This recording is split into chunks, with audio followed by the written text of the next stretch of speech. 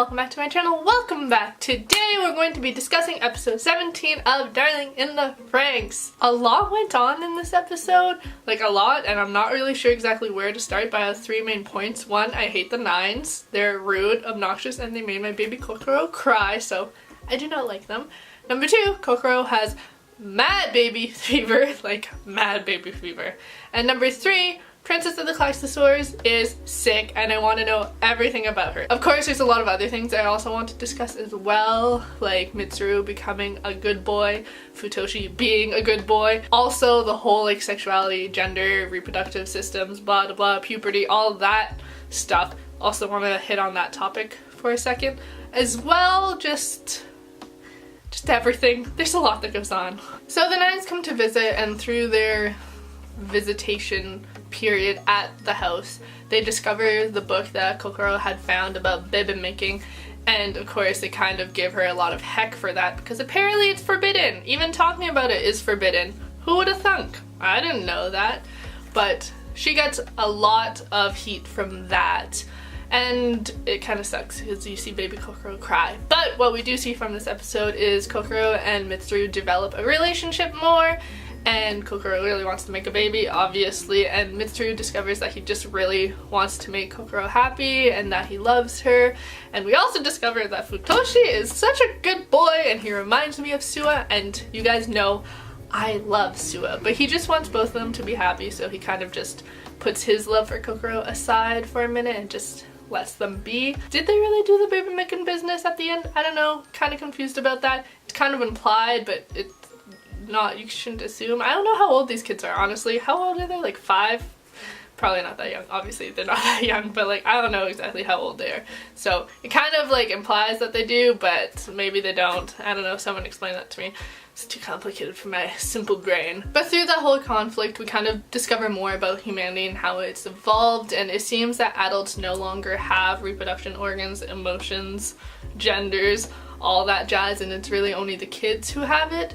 And I guess eventually if they become adults, they lose all of that, because you kind of see that with Nana. Apparently Nana is she's relapsing and she's going through puberty again, but she's had emotions and all that jazz taken away. So there's some messed up sheesh or evolution happening in the background that we don't really know about. But Nana seems to be a position. It's not her. She's not Nana. She's a position. And it kind of reminds me of the Promised Neverland with Mama, and how mamas are like a position to be held. So it's kind of effed up, and I really don't know what's happening with humanity, but obviously there's something going on and I'm not sure if I'm down for it. But throughout the conflict as well, we see the kids kind of struggling with the whole making a mark, leaving behind a piece of themselves. We see Ikuno get pissed. And I also want to know when we're really going to see more of her feelings, because we see that it's hinted she has feelings for Ichigo, so I wonder if that's going to appear at any point or if it's going to become a topic of an episode. Hopefully, because I really want to see more of her, and she's kind of there and I want to see something happen. Miko hasn't had a lot happen to her either. I just want to see something happen for everyone because I want to know my children better, obviously. With all that going on and humanity and evolution and all that jazz, we also have the Princess of the Claxosaurs in the background as well. We get to see her and our first like actual meeting with her, and it's a really weird experience, and I'm like, who is she? And she even calls the people who come to see her, like part of the council that I used to call it, well, that I called it before they die, and she calls them, what does she call them? She calls them wannabe humans. So what are they? I don't know. Who are they? I don't know. So I want to know what's up with the Claxosaur Princess. She seems sick. I just want to know all her powers, everything about her. Is she really good or is she evil? Who knows? I don't know.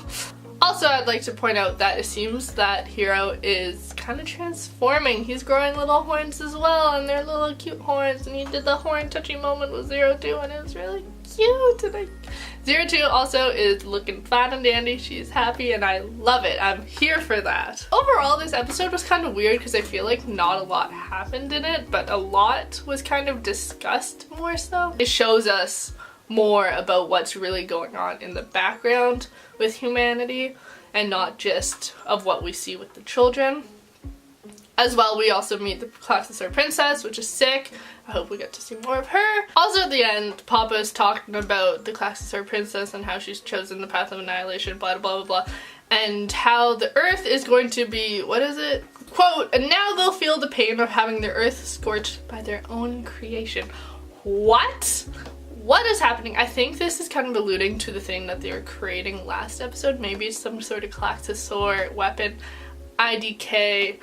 Either way, Earth is going to get scorched. Sick. That's awesome. Wonderful. But overall, this episode was interesting. I wasn't sure if I liked it, but I did, but I didn't. But at the beginning, I was kind of like, this is slow, but then I kind of got into it, and I was like, okay, sick. So anyways, that's in my review. Hope you guys liked it. If you did, make sure you like, comment, and subscribe. Thank you guys so much for watching. You're all amazing, wonderful people, and yeah, I make a bunch of videos a weekend. Bye!